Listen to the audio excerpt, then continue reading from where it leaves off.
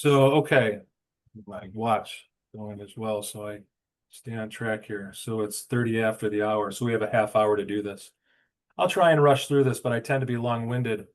Apologize in advance for that. So let's see, looking at the first slide, I think we've talked about everything. Let me move on to my next slide. The purpose of the ReCell Center. First of all, before I actually get into that, I want to say that the ReCell Center is a consortium of national laboratories. We have Argonne, Oak Ridge, Idaho, and the National Renewable Energy Laboratory that works within this consortium. We also have some universities that we work closely with that are shown below. So this is a lot of work that goes on by a lot of people. But the purpose of it is to foster the continued improvement of cost-effective and environmentally sound processes to recycle lithium-ion batteries. That's the focus right now. We do dabble in other technologies that are coming down the pipe. I want to highlight cost. This is really what it all comes down to. The overall program is trying to reduce the cost of new batteries. So we research and develop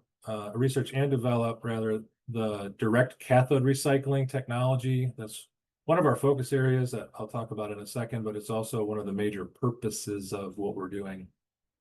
I like to think that we bring together experts from all battery recycling areas and bridge the gaps that we all see together. So hopefully you guys consider yourself a part of that. And Volta Foundation has been great in doing this and trying to help people network. The outcome is really the big thing is reducing the consumption of our limited resources. Cost, as I mentioned, we want to lower costs, lower energy consumption, and increase national security. So we have 4 focus areas, as I mentioned.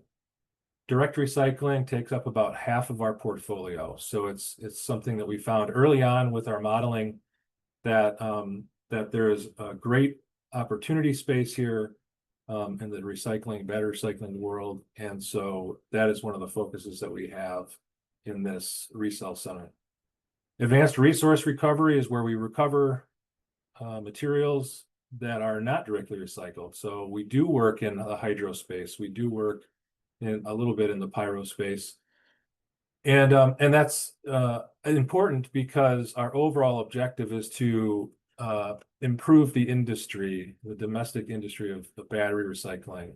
The center does not build plants or operate plants beyond research. We do not build equipment for sale, things like that. It's industry that does that. We don't compete with industry. We want to help and aid industry succeed. So advanced resource recovery is a big one there. Design for sustainability. Ryan Meltzer mentioned this before. It's so important that we design our batteries so that it's easier down the road, pardon the expression, to take these batteries apart, to recycle them. We use materials that are easier to recycle, things like that. So this is also definitely the most difficult one that we work on. It's hard to get traction there in getting changing the designs, and rightly so. I think you have to sell a product at a reasonable cost and performance before you can even worry about recycling. And modeling and analysis. We have modeling tools. My next slide is on EverBatt, so I'll get to that. But also analysis tools to really dig deep into what's going on during the recycling operations and technologies, so that we can get a better understanding of what we need to do to improve. The National Lab System has a lot of really cool tools. We have very powerful tools that most people don't have access to. And so we want to make sure that we utilize them as we can. So EverBatt is a model that we use throughout all of our process technologies. We use it to determine cost and environmental impacts. It could be a single unit operation, it could be a system of operations, it could be an entire plant, or it could even be beyond that and include collection and pretreatment, material conversions, and things like that.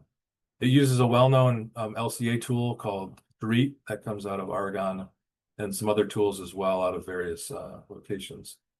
I think I just want to mention that we use this because we want to make sure we use this on all of our concepts, because we want to make sure that it makes sense really before we take it any further.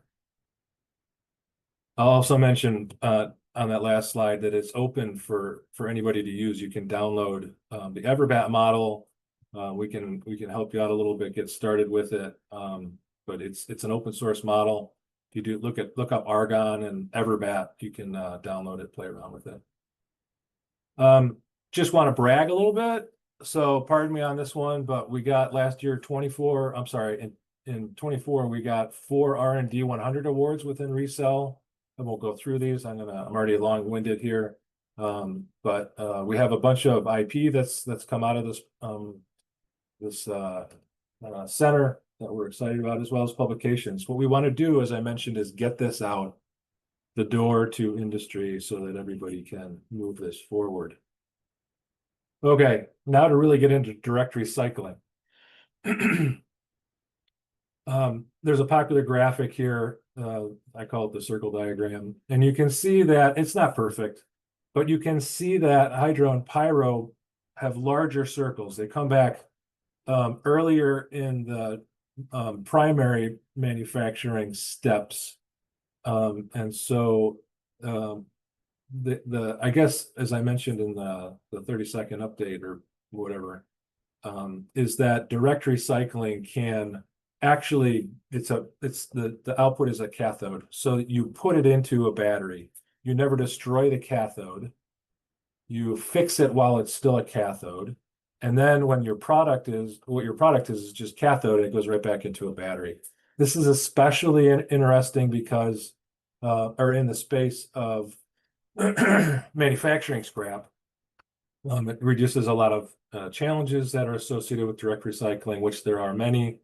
That is why not as many companies are looking at it, and we are trying to break down those barriers. And I think we've done a pretty good job, because when we started doing this, I'd say there was a handful of companies, maybe 2 or 3, probably 2, maybe 3 companies working on direct recycling. Now there's perhaps 2 handfuls, so we've perhaps doubled how many companies are investigating and working on and have pilot plants in direct recycling. One of the ways that I like to show the benefit of direct recycling is the idea, if you look in the upper right-hand chart, I have taken the numbers off because the numbers are somewhat irrelevant. But the idea on NMC, I'll just pick NMC. The red bar is the bar of the cost it makes to make a cathode. So a pound of cathode costs $10. The blue bar is the cost of the raw materials that go into making that cathode. And the difference of that is the manufacturing cost to make the cathode. And so it's about, we'll say 50-50. So if you have a $10 unit of cathode, $5 of it is from materials and the other 5 is from manufacturing. If we don't need to manufacture it, we just increased our revenue or our profit by 100%. So that's why this is so interesting. And if you look at LFP, it's even greater. The material value is so low on LFP. I mean, the majority of the cost is in manufacturing. So that's really what the interest is in direct recycling. So getting back to cost, we've gone through, there's a lot of different processes that we can do, a lot of different order of operations we can do for a direct recycling plant. We have one here that we've done. Some of these operations in a demonstration that we did were on, bench scale. Some were on scaled up versions. So we basically, we haven't completed our pilot plant, which I'll get into, but this is basically running from one unit operation to the other. We tested a 622 80% state of health battery, and we went all the way through to making new cathode using some of the technologies that we've developed in ReCell. And then we took that flow sheet and we put it into, and the information from that flow sheet, we put it into this EverBatt model. And ironically, what happened is we made cathode for about half the cost of virgin, which is what we're saying that we should do. So it's right in line at this smaller scale. You can see the biggest thing I want to show on the lower right chart is virgin material cost is at 100%.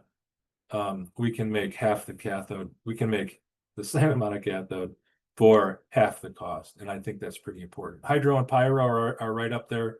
They're about even. Again,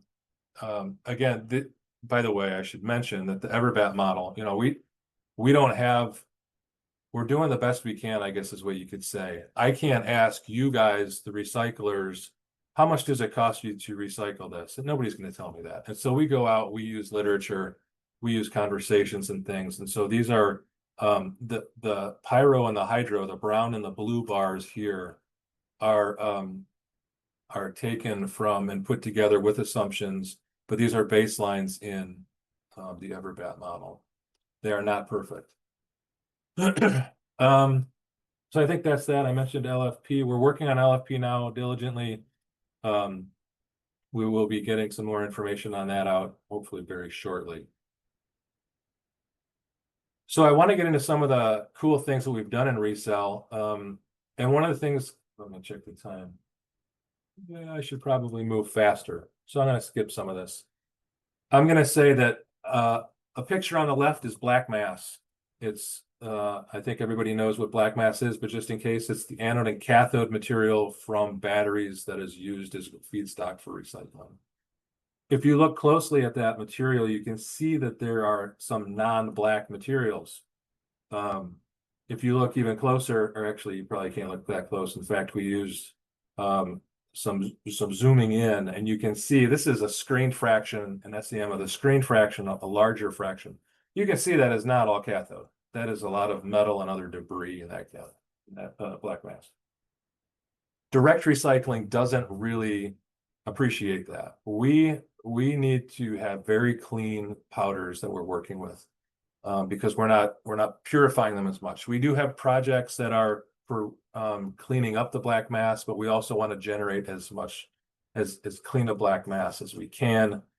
I'll mention that this could also benefit the hydro folks because there's an overlap in solvent extraction between some of the materials, and if you have contamination, you have to cut out yield to improve your purity.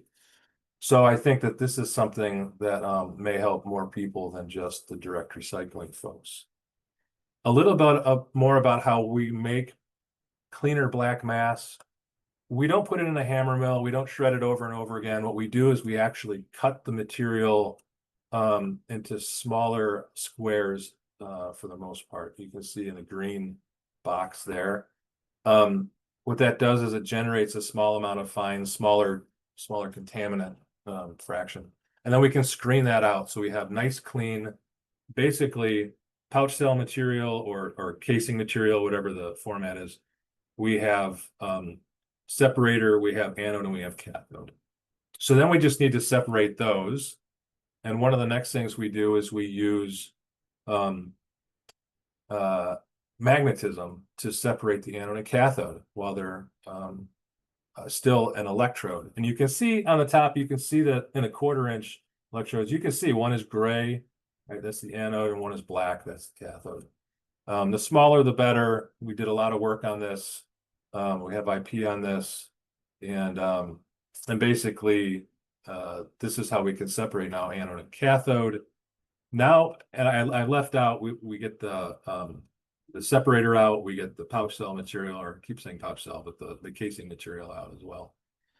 But then we have to delaminate this, and so we have several different technologies that can take the active material off of the foil.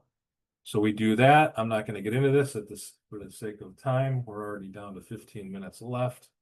So we do some solvents. This particular slide is on solvent delamination.